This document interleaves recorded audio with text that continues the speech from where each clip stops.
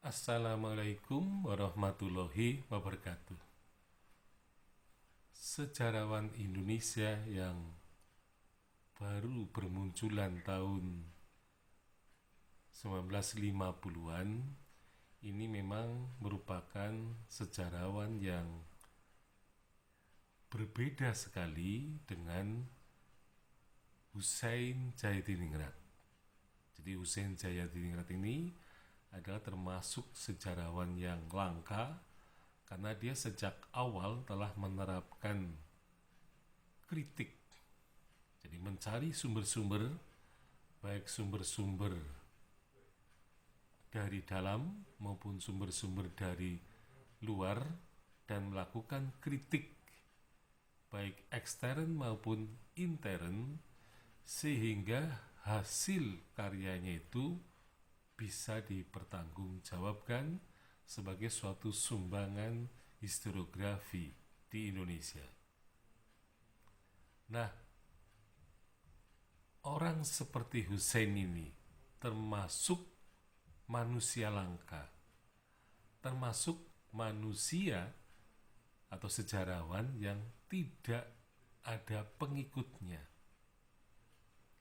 Artinya, Husein tampil seorang diri pertama sebagai sejarawan yang meraih gelar doktor di Universitas Leiden pada tahun 1913. Jadi suatu pengalaman yang sudah jauh ke depan, atau jauh di depan. Sementara sejarawan berikutnya ini kemunculannya justru menjadi tersendat-sendat. Artinya misalnya Sartono Kartodirjo menjadi sejarawan itu lulus doktor tahun 1966. Jadi ada jarak yang jauh sekali, dan kemudian kalau dibandingkan dengan generasi sejarawan kemudian, tampaknya memang ada gap yang sangat menganga. Nah, karena di sini terhadap gap yang berbeda di antara sejarawan itu, maka hasil yang diperoleh dari penulisan sejarah Indonesia, khususnya yang disebut sebagai buku Babon 6 jilid, ini memang terasa sangat pincang antara jilid yang satu dengan jilid-jilid yang lain. Ya, karena kemampuan akademiknya memang jauh berbeda. Jadi tidak bisa dikatakan kemampuan sejarawan Indonesia pada tahun 1975 itu merupakan sejarawan yang mempunyai kemampuan yang merata. Nah, jadi di satu sisi ada yang sangat bagus, di sisi lain sangat rendah. Nah, hal ini menjadikan jilid atau edisi pertama sejarah nasional Indonesia itu menunjukkan kelemahan-kelemahan yang kemudian kita bisa melakukan kritik terhadap karya-karya itu. Nah, tentu saja penulisan yang didasarkan kepada pengalaman, jadi belum mempunyai pengalaman, dan juga penulisan yang dipengaruhi oleh kemampuan masing-masing sejarawan.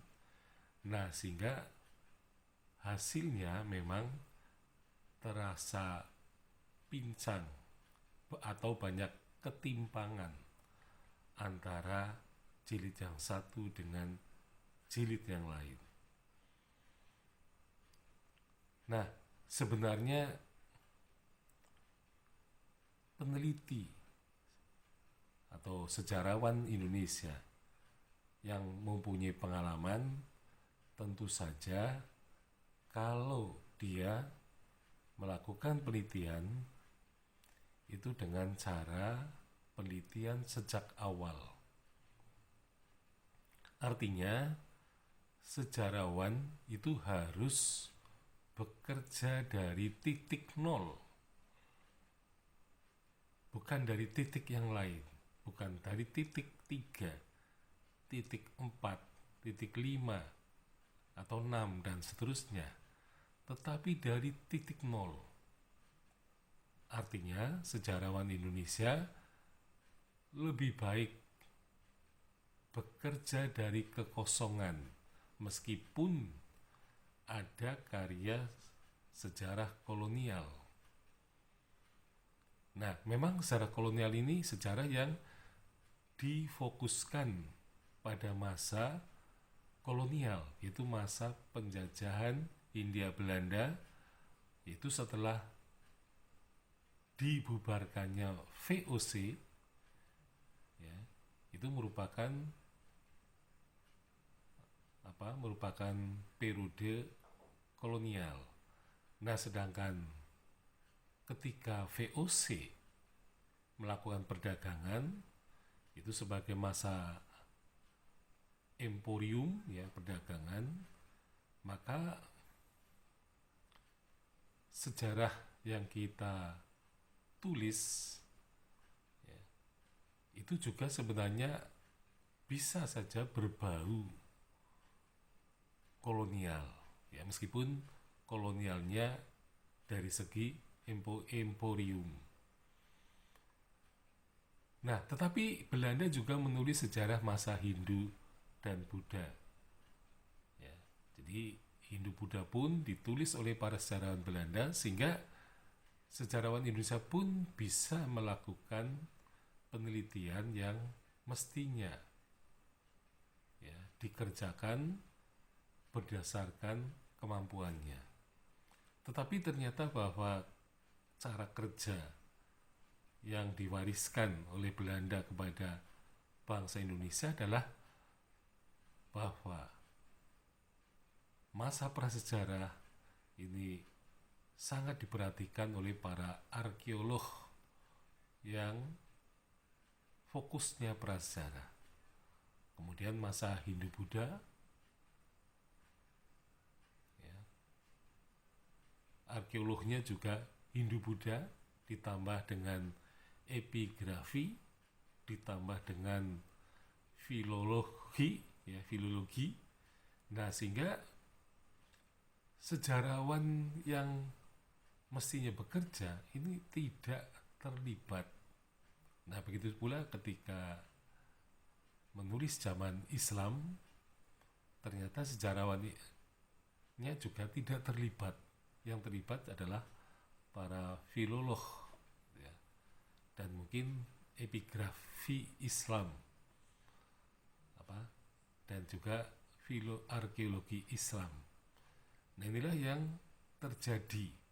Nah, sehingga dari awal memang sejarawan Belanda ini lebih banyak mengarah kepada masa kolonial, ya. Jadi ketika Hindia Belanda mengambil alih kekuasaan ketika VOC telah bubar. Nah, oleh karena itu sejarawan kemudian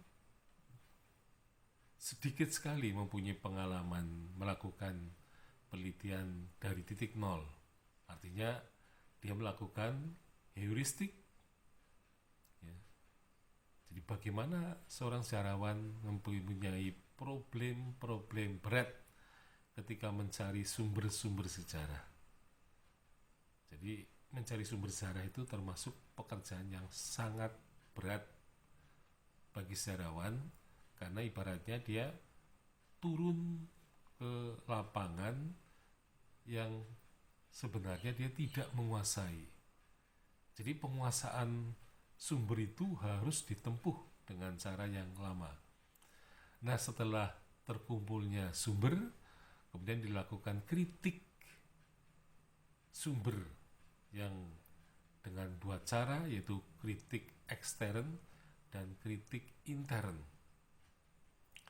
Nah, kalau dia punya pengalaman melakukan kritik, maka dia akan punya pengalaman juga mengenai penemuan fakta-fakta baru. Jadi sejarawan tentu saja dengan penemuan fakta-fakta baru itu, dia memberikan kontribusi bagi penelitian sejarah. Nah, dengan demikian, fakta-fakta yang sudah ditemukan lebih dulu oleh sejarawan Belanda misalnya akan dilengkapi dengan fakta-fakta yang baru, sehingga sejarawan itu ketika melakukan interpretasi dan juga penulisan sejarah, yaitu historiografi, maka karyanya akan diperhitungkan karena dia melakukan penelitian dari titik nol. Nah, sehingga karyanya itu akan diakui oleh para sejarawan yang lain. Sekian, Assalamualaikum warahmatullahi wabarakatuh.